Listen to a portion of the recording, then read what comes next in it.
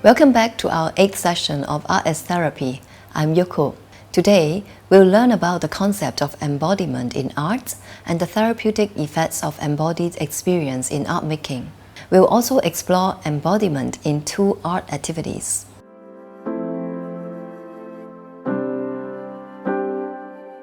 The term embodiment means an idea, a quality, or a feeling that is represented in a tangible form. The notion of embodiment helps us to understand or visualize a person's idea, quality, or feelings through experiencing the tangible form, such as the body.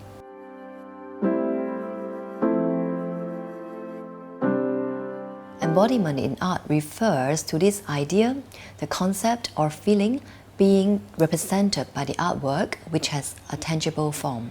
For example, in the case of performance art, the body of the artist or the artist's prompts or tools are the sites to represent an idea, concept, or feeling.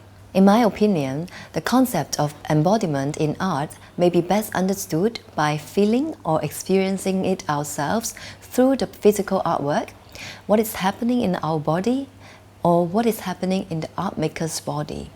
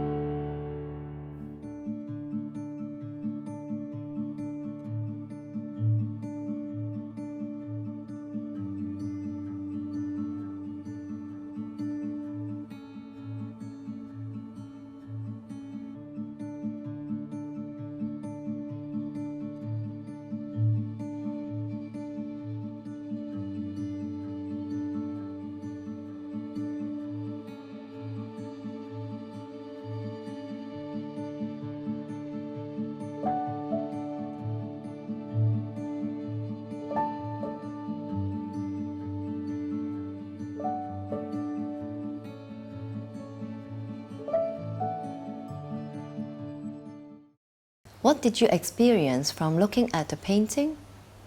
Did you see the emotions and ideas that were manifested in the painting?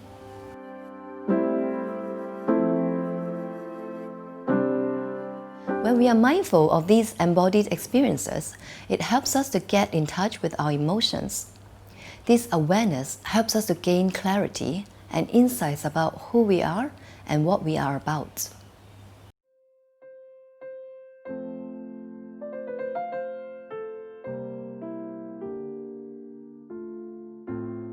We are going to do this first activity called weaving.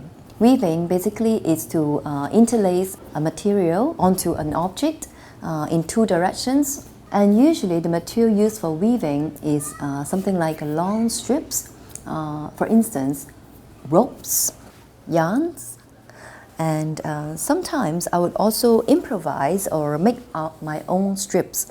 So these are strips that I cut out from recycled cloth or old bed sheets or even my t-shirts. So from time to time I just collect or keep some strips for my weaving projects.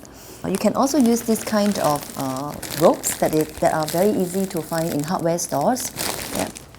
So I'm going to continue this weaving project with my in-progress like weaving on this chair. So I will tie these strips of cloth onto the chair.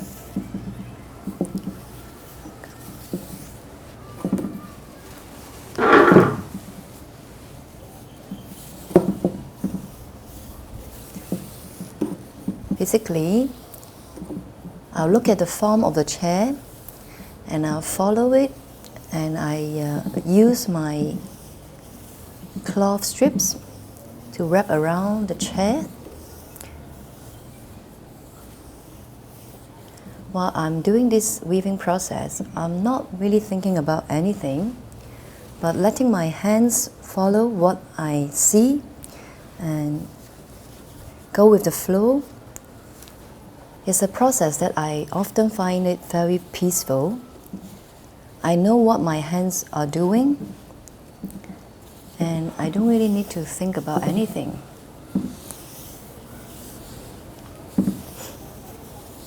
Sometimes when I'm so silent and in this state of flow, there are images emerge in my mind and thoughts also come up. But I'll just let the thoughts, the images stay with me, and then I continue the weaving process. Basically, weaving is a process that embodies the artist's idea, concept, or emotions in the process while you are doing the action of wrapping around an object. You can do weaving at home and just find a piece of furniture or any objects that you can find and do the weaving and experience the embodied process in the making.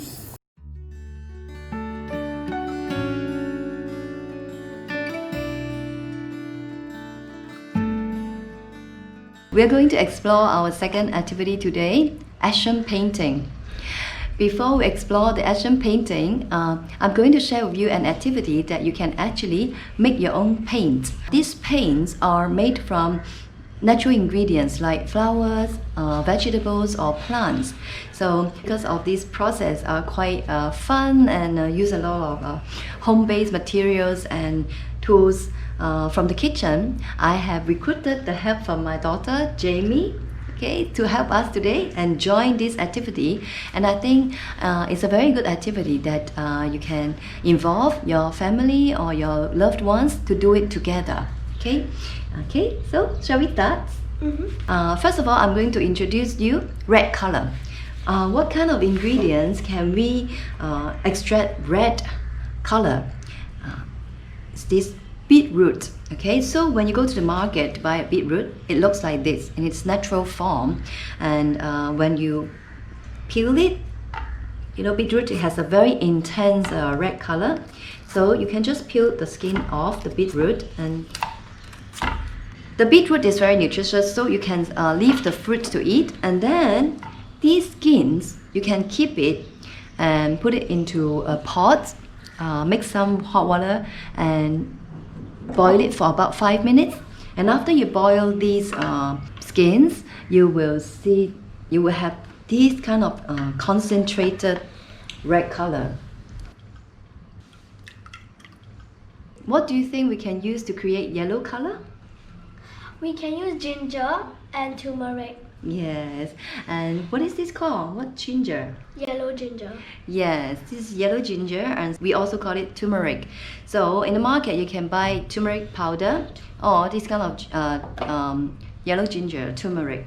So you can simply pour this turmeric powder into a glass jar, and then you can pour water, and because this put turmeric powder is very powdery, so it's also better to put it into a filter bag.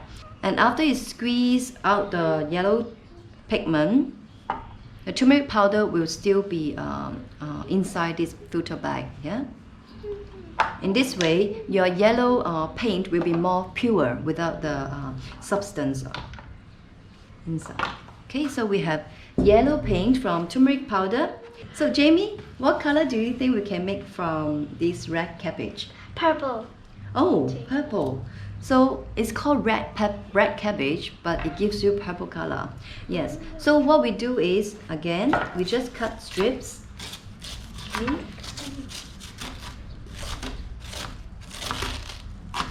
Okay, so Jamie, can you help me to get these strips into a bag?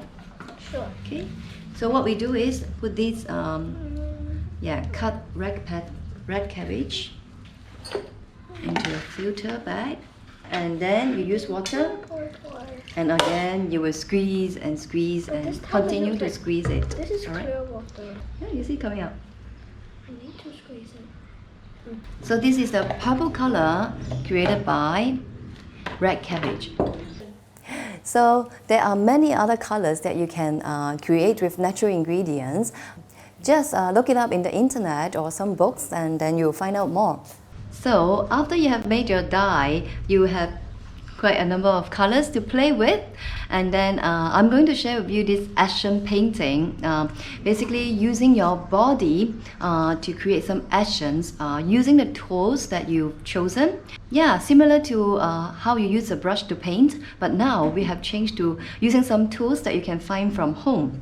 Okay, so I'd like to share with you maybe a few tools today, and they have different effects, and we can use different actions to paint. So for instance, this is a fog, so I'm going to use this.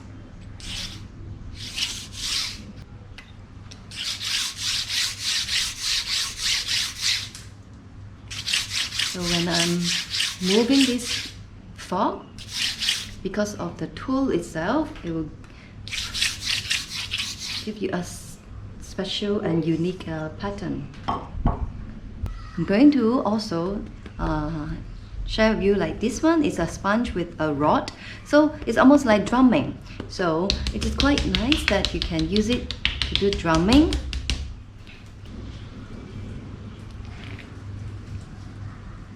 So imagine you are thinking about music. So your hands holding this sponge, you're thinking about the music, how the music moves, what is the rhythm, and this tool enables you to express that rhythm. And let's say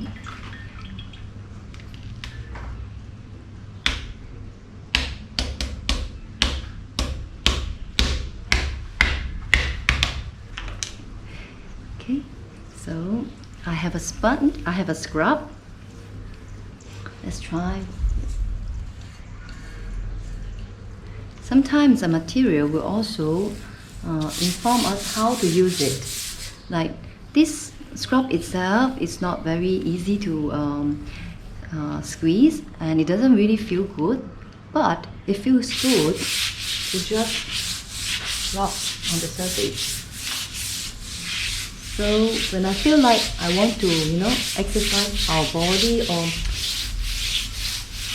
express my emotions in a bigger movement, this brush may be useful for me. On another day, I may also feel that I don't want to touch the paper, but I just want to experience flow. So I use this water bottle to help me to see flow.